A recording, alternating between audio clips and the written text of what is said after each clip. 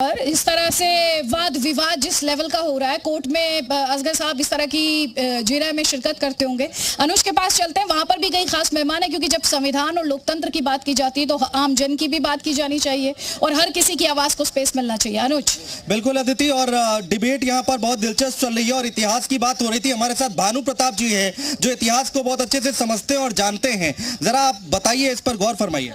Sir, मैंने एक पत्रकार के रूप में लगातार 25 साल तक ताजमहल का अवलोकन किया है और मैं अकेला ऐसा पत्रकार हूं जिसको पीएनओ के साथ ताजमहल के अवलोकन का सौभाग्य प्राप्त हुआ है। आप जो ताजमहल का गुम्बद देख रहे हैं, सबसे ऊपर कलश, वहां तक मैंने देखा है। कलश जी, कलश तक मैं गया हूं। ताजमहल की जो मीनारें हैं चारों, उनको मैंने अवलोकन किया है। ताजमहल की मूल कब्रें जहाँ जाना प्रतिबंधित है इस समय, वहाँ जाइए आप, तो जो बीच की सीढ़ी है उसके दोनों ओर पत्थर जो लगे हुए हैं वो बेतरतीबी से ठूसे गए हैं, जैसे कुछ छुपाया गया है। आप गए हैं क्या वहाँ? बिल्कुल। मैं 25 साल लगातार मैंने Taj Mahal archaeological survey of India को एक बीट के रूप में काम किया, रिपोर्टर के रूप में, तो मैंने ताजमहल का कोना कोना देखा हुआ है मेरा। तो मुझे क्या लगता है कि ताजमहल में बहुत सारी चीज़ें छिपी हुई हैं।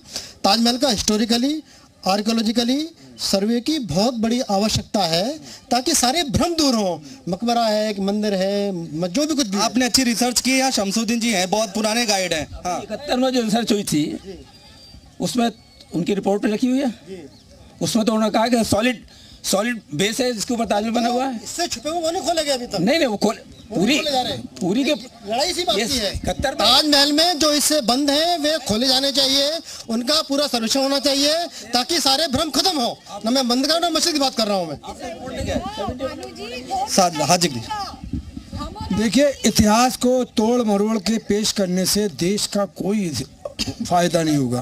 ताजमहल था, ताजमहल है, कल भी रहेगा, लेकिन इस देश के हिंदू और मुसलमानों को बांटकर, उनके दिलों को फाड़कर इस देश के बर्बादी की तरफ ले जाया जा रहा है। पिछले अगर मुग़ल बादशाहों ने मान लिया इनकी, हमारे गुरुदेव की, कि उन्होंने किया कुछ जुल्म, तो आज डेमोक्रेसी है। जब बादशाह थी, बादशाह का हुक्म चलता था, आज डेमोक्रेसी है, संविधान है, कानून है, उसके एतबार से काम चलेगा।